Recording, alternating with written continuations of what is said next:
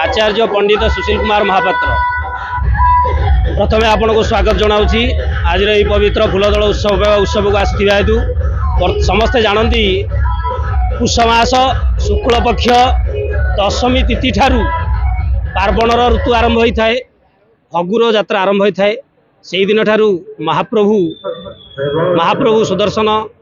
महाप्रभु श्रीकृष्ण राधा को धरी परिभ्रमण करि ग्राम मानक एवं आमर एठारे उहुड़ी छगड़र राजा होउछंदी आदिश्वर परमब्रह्म लोकाधिनाथ लोकनाथ महाप्रभु से होउछंदी राजा राजांकर तत्वावधान रे छगड़र समस्त देवादेवी एठाकु विराजमान करिथांती। एठारे मंत्री होउछंदी आमर टांगीर आराध्य ठाकुर श्री श्री बालुंकेश्वर देव बालुंकेश्वरंकर निमंत्रण कमे महाप्रभु लोकनाथंकर निमंत्रण कमे समस्त देवादेवी छगड़ देवादेवी एठारे उपस्थित होंदी। से दिन ठारू आज होउछि आमर त्रयोदश तिथि द्वादश तिथि मेलन द्वादश तिथि ग्राम परिभ्रमण करिथांती समस्त देवादेवी। त्रयोदश तिथि मेलन कार्य आरंभ हुए मेलन सरीगला परे महाप्रभु पुणी थरे तांकर गृह को प्रत्यावर्तन करिथांती। ये हूँ एक भाईचारार संपर्क यात्रा यह राज्य में प्रथम जहाँकि टांगीरे किना प्रथमे फूलदल नाम विख्यात होती। 50 गोटी दल आसी मिलन होती किना समस्त भक्त माने एकाठी होई आनंदर सहित किभଳି भावे निजर भाईचारा संपर्क को रखी समस्ते किभଳି भावे एठारे मध्य गोटे सुंदर कार्यक्रम करा जाउची भक्तिपूत कार्यक्रम करा जाउची नृत्य कार्यक्रम परिवेषण करा जाउची ताकू मध्य समस्ते उपभोग करुछांती एवं मेलन कार्य रात्र 1 घंटिका समय रे समस्त देवादेवी माने एकत्रित भाव में मेलन होई समस्ते आनंद मन रे पुणी थरे देवादेवी तांको गृह को प्रत्यावर्तन करिथांती। यह होउची विधिर विधान यह होउची टांगी फूलदलर महात्म्य। मो ना नंदिता पात्र मु चांदपुर आसी आमे प्रति वर्ष एठी आसुचु मु एबे 25 वर्ष होला आसी एइडा हमर गोटे बहुत पुरातन पर्व जोटा कि भाईचारा पर्व रे जाउची।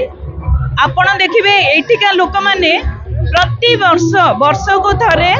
एई यात्रा को पूरा चाहि बसतांदी जेमिति कि आपण माने देखिबे एइडा खेलठु नै कि खाद्यठु नै कि आपण बहुत ठाकुरों को देखिबे को दर्शन करिया पाइबे। खास करके ठाकुर दर्शन पाई बहुत एठा को आसंदी प्रति वर्ष को थरे लोक माने जी जोठी थाउ ना कहीं जी जोठी चाकरी करंतु ना कहीं प्रति वर्ष एठी आसंदी आ प्रति वर्ष से माने चाहि बसतांदी केबे हमर एठी यात्रा हबो आ आमे केबे एठा को आसीबु। बहुत खुशी लाउची आमे भी प्रति वर्ष बुलचु एठारे खाद्यठु नै गिरी देखिबे को हो ठाकुरंकर खास करके दर्शन पाई आमे समस्त एठा को आसु मो हस्बैंड आ मु आसु बहुत खुशी लागे। आपण माने देखुथिबे एठाकार गहली माने वर्ष सारा लोक चाहि बसंदी जोटा कि को दिन हमकु एठी यात्रा देखियो मिलिबो चाहे दिल्ली रे रुहंतु किबा फॉरेन रे रुहंतु से माने देखंती जे चाहे मोबाइल रे जेते सब देखंतु किबा टीवी रे देखंतु से सब को देखंतीनी से वर्ष को थरे चाहि बसंदी केमिति आमे एठी यात्रा को पहुंचीबो आ हम गां रे मजनबो। रामचंद्र महापात्र ए वर्ष 260 वर्ष ऊर्ध मेलन एटा ओडिसा रे बोधे फूलदल मेलन जो तिथि होची त्रयोदशी रे जमा ठाकुर जमी में त्रयोदशी रे मेलन हबो। ये 2 दिनिया यात्रा हेले मध्य ए बहु वर्षर यात्रा कोड़ी छगड़र मुख्य ठाकुर से श्री लोकनाथ देव पश्चिमाभिमुख सम्मु से तांक निमंत्रण क्रमे कोड़ी छगड़र विभिन्न ग्राम शिव पार्वती विष्णु ठाकुर रघुनाथ सीता एवं माँ उग्रतारा नारायणी एभली 50 ठाकुर एटी कोड़ी छगड़ आमर स्वर्ण जरीपड़ारू माटियापड़ारू टांगित गला आ मंगलाजोड़ीगढ़ सुंदरपुर बड़पाड़ीगढ़ भजागढ़ आमर ओरड़ बहुत जगह ठाकुर आसती प्रतिवर्ष यही भाव पालन करा जाए। तो लोकनाथ देव होउछंदी ए दोल यात्रार मुख्य ठाकुर राजा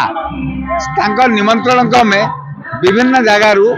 ठाकुर माने आसी एटी कार्यक्रम में जोग दियंती। आज प्राय राति 1 बेलू ठाकुर गोटे मेलन हम मेलन पर पुणी थे जगह जगह फेरी जी। गवर्नमेंट तरफ अनेक व्यवस्था कराई जो ठाकुर सब आसुंच सका आरंभ कर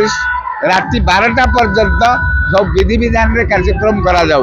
सका बालभोग दि जाऊँगी जड़ा तेल दि जाऊँगी पान गुआ दि जाऊँगी जो मनीष मानकर कार्यक्रम से ठाकुर मानकर कार्यक्रम ये भाव सका आरंभ हुए सका 7टारू फगु चना साकर यही सब प्रकार करा जाए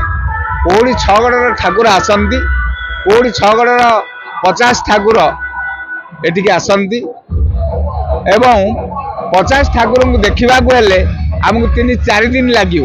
किंतु एककालीन गोटे शंभु मिलन गोटे विष्णु मिलन गोटे देवी मिलन ये हबार सुजोग मिलूँ।